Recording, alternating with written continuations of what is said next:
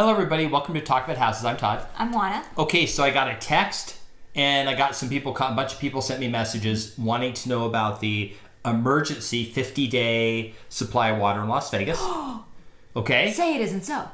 Yes. Okay. So I looked at the text that I got and I found the article. Las Vegas declares emergency with less than 50 days of clean water supply left. That's the headline. There was a bunch of information in the article, but here's the tweet. This is just all happening right now. Okay, I've declared a state of emergency in Las Vegas due to burn, scar, and flooding threatening the area's drinking water supply. We've made $2.25 million in state funding available to support the city's work to ensure Las Vegas residents continue to have a safe supply of drinking water. That's from Governor Grisham. There's also a quote here from the article. The city is currently relying on reservoirs, which at the current consumption rate contain less than 50 days worth of stored water, according to Las Vegas Mayor Luis Trujillo. Now, if you're from Las Vegas or from Nevada, there are two things you notice about this article that are unusual. What are the two things? Now, not to be putting my political science degree to work, but our governor is Steve Sisolak. No, so it's not this Michelle Grisham. No. What about Luis Trujillo as the mayor? And I don't think Steve Sisolak has Michelle's legs. So that's really the main point of this. Okay. And then the mayor, kind of same thing. Our mayor is Carolyn Goodman. Goodman. Yes. It's not Luis Trujillo. No. Okay. Again, even at 80, at the age of 80 something, I still think Carolyn Goodman has better legs than he does. So the problem here is that people read headlines and they freaked out and started messaging me, and I'm sure that this stuff like this spreads and this went around and people saw this. This is Las Vegas. This is no kidding. This is happening in Las Vegas, but it's not happening in Las Vegas, Nevada. No. Juana, where's this happening? Las Vegas, New Mexico. So there's two Las Vegases in the U.S. So we are the sexy Las Vegas. That is... boring. Okay. That is the boring Las Vegas. It's super boring. So apparently what happened was there was a wildfire and ash got in the river and they pull water out of the river. But they can't pull the water out of the river because there's too much ash. So I guess they pull it out and they condition it, but they can't do it because the ash is a real problem. Right. So they're pulling it out of a reservoir, but the reservoir doesn't, it doesn't have enough. So they have this problem. And we feel bad for them.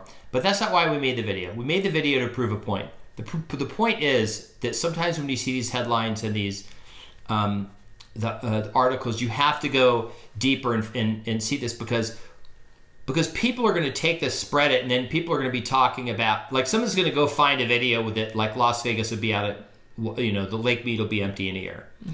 And we've, even today, want to watch one of the housing crash videos. And literally, it was complete hyperbole, misrepresented data about, and it was completely, tailored to suit a point, right? It is. So a shout out to the person who sent it to me. He's a viewer of our channel, and he sent me the video, and I did respond back to his email. So we do respond, is the point of this, and we appreciate it when you share information with us. But to Todd's point, our video is not meant to be clickbaity. It's just meant to make a point. Yeah. And the point is that look beyond the headline, look beyond whatever that the heading is, because that's where the real information is. And it's the same thing with housing, right? When you see that, for example, inventory is rising. Well, inventory rises every year at this time, so this is not news, okay? And it's rising because interest rates are up, and it's rising because people that were going to sell in the fall are now selling now. And it's also rising because the inventory, the lowest it's been since it's been measured. Right. Like, it was probably lower in the 70s when there were less houses, but it's just a ridiculously low number. We have to come back to normal. Right. And we're just getting to normal pretty fast, and it's freaking people out. Right. And even people in the know, I think you have to be careful. And I've got a story about that. Can I tell my story? Tell the story. Okay, tell my story. So go in the time machine, and this is 2003, and I have a listing, and the listing is of this woman who works for the Las Vegas Valley Water District. So this is somebody in the know. She is actually in the planning department, so she knows a lot about what's going on with Las Vegas water. And she tells me that she is selling her house. This is 2003. Remember that. She is selling her house because Las Vegas is going to be out of water within 2 years. So this is somebody who would be in the know. It is now 2022. So 19 years later, we still have water. Yes, Lake Mead is at 27% of capacity, but, she sold her house in 2003. Had she not sold her house in 2003, she would have probably made some money depending on, what her situation was. Yeah. But it's that sort of thing. You need to know what's going on, and even people who should know what's going on don't always know what's going on. Yeah, 99% of the water we use indoors that's returned is reused. We only lose 1% of the water. Obviously, water for pools and lawns and stuff evaporates, and that eventually goes away. There's no threat we're going to run out of water. But the reason we made the video, and the reason why is because literally, when I saw the thing, I was like, what is this? And then I started reading the article, and I was like, oh my gosh, the headline said Las Vegas. The Yahoo headline. And I know they did that to get people to click on it, because everybody knows somebody in Las Vegas. And I'll bet we were not the only people in Las Vegas to get text or messaged by somebody about what's going on with your water.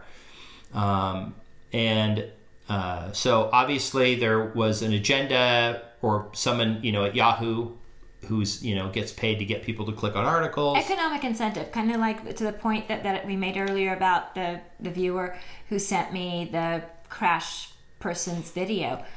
He and I had a discussion back and forth, and we agreed that while the data was solid, the perspective was there to engender panic and that sort of thing, which feeds his YouTube channel, and he derives revenue from it. So he's incentivized to do that, just like Yahoo is incentivized to put Las Vegas up there and not put the simple words New Mexico afterwards to clarify.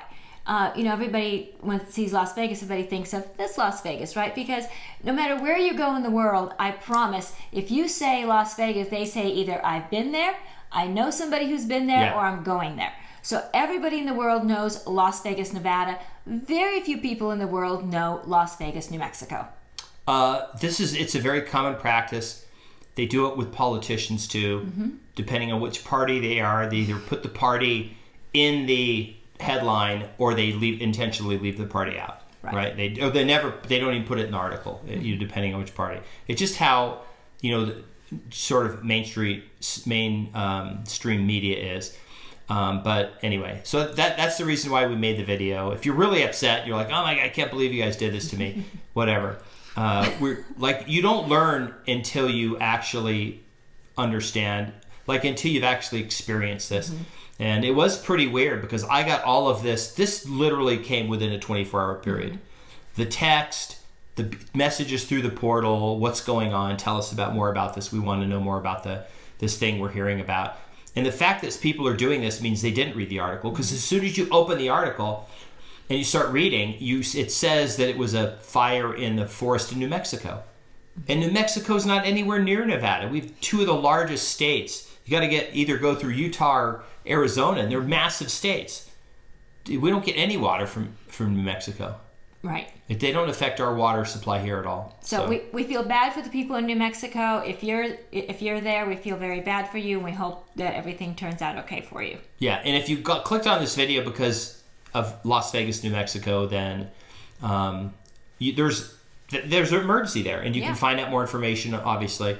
But we just wanted to point out this is not Las Vegas, Nevada. We get our water mostly from Lake Mead, and we actually do have a very large amount of protected water that we have a whole video. Matter of fact, we have a whole video that we did about will Las Vegas run out of water, and I'm going to put the video right here. Okay, the video's right here. You can click on it, and it'll push off the side. You can watch it later, and it is a video that basically explains where we're not running out of water. And obviously, we care about this because if we thought Vegas was going to run out of water, we would sell all our investment properties, and we would get the hell out of here. Like, why would we want to stay here and sell real estate in a market that no one was buying or selling real estate in? It'd be great for a while if everyone's just selling, because that's what we do. We just do listings. So we'd be selling people's listings, and right up to the bitter end until nobody was left. But that's just not going to happen. We don't see that happening. Right. Yeah. So anyway, thank you for watching. We appreciate it. Please leave us comments, subscribe, hit the notification bell, share the video, and we will see you on the next video. Bye. Bye.